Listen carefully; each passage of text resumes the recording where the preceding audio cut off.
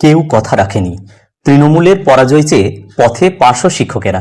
তো এরকম একটি প্রতিবেদন 20 মার্চ 2026 তারিখ পরিবেশিত হয়েছে আনন্দবাজার পত্রিকায়। সেখানে ডিটেলস কি বলছে আমরা শুনে নেব। অভিযোগ, খোদ মুখ্যমন্ত্রীর তরফে দেওয়া কোনো প্রতিশ্রুতি রক্ষা হয়নি। 8 বছর পরে ভাতা বেড়েছে মাত্র 1000 টাকা।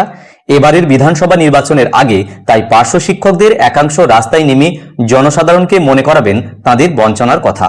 পার্শ্ব শিক্ষকেরা জানাচ্ছেন, 2009 সালে মুখ্যমন্ত্রী যখন বিরোধী দলনেত্রী ছিলেন তখন তাদের সভায় এসে তিনি প্রতিশ্রুতি দিয়েছিলেন সরকারে এলে তার প্রধান কাজ হবে পার্শ্ব শিক্ষকদের স্থায়ীকরণ।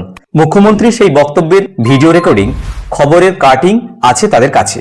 এরপরে 2011 সালে ক্ষমতায় এসে মন্ত্রিসভার প্রথম বৈঠকের শেষে মাননীয় মুখ্যমন্ত্রী ঘোষণা করেন সিঙ্গুরের জমি ফেরত এবং পার্শ্ব শিক্ষকদের 6 মাস থেকে 3 বছরের মধ্যে ধাপে ধাপে স্থায়ীকরণের সিদ্ধান্ত হয়েছে ওই বৈঠকে। মাননীয় মুখ্যমন্ত্রী সেই বক্তব্যের প্রমাণও তাদের কাছে আছে, কিন্তু এত বছর পরে সেই স্থায়ীকরণ আজও হয়নি। সেই সঙ্গে রয়েছে ভাতা বৃদ্ধি নিয়ে অসন্তোষ।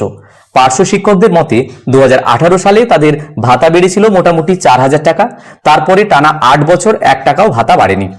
2026 সালে এসে সেই ভাতা বেড়েছে মাত্র 1000 টাকা। পার্শ্ব শিক্ষক ঐক্যমঞ্চের সভাপতি মাননীয় ভগীরথ ঘোষ মহাশয় জানান, রাজ্যে পার্শ্ব শিক্ষকের সংখ্যা 41,000-এর মতো। প্রতিটি পরিবারে 4 জন সদস্য আছেন ধরে নিয়ে মোট ভোটারের সংখ্যা কিছু কম নয়।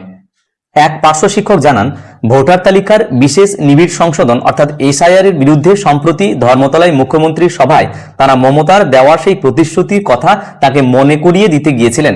নিখিলবঙ্গ পার্শ্ব শিক্ষক সমিতির সভাপতি মধুমিতা বন্দ্যোপাধ্যায় বলেন, মুখ্যমন্ত্রী কি সবটাই ভুলে গেলেন? আমরা লিফলেট তৈরি করে আমাদের বঞ্চনার কথা লিখে জনসাধারণের মধ্যে ছড়িয়ে দেব। যদিও শাসক দলের মতে পার্শ্ব শিক্ষকদের পাশে দাঁড়িয়েছে এই সরকারই। পশ্চিমবঙ্গ তৃণমূল প্রাথমিক শিক্ষক সমিতির রাজ্য সভাপতি মইদুল ইসলাম বলেন, কেন্দ্রের আর্থিক বঞ্চনা সত্ত্বেও এই সরকার পার্শ্ব শিক্ষকদের অবসরকালীন 5 লক্ষ টাকা দেওয়ার ব্যবস্থা করেছে, তাদের 60 বছর পর্যন্ত চাকরি সুনিশ্চিত করেছে, মাতৃত্বকালীন ছুটি চালু করেছে।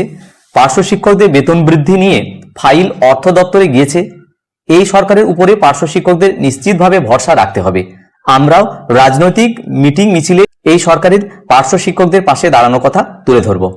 তো এই প্রতিবেদনটি 20 মার্চ 2026 তারিখ আনন্দবাজার পত্রিকায় প্রকাশিত হয়েছে। আমি আংশিকভাবে এই ভিডিওর মাধ্যমে তুলে ধরার চেষ্টা করলাম মাত্র। ভিডিওটি প্রত্যেককে দেখার জন্য ধন্যবাদ। প্রত্যেকে ভালো থাকুন, সুস্থ থাকুন।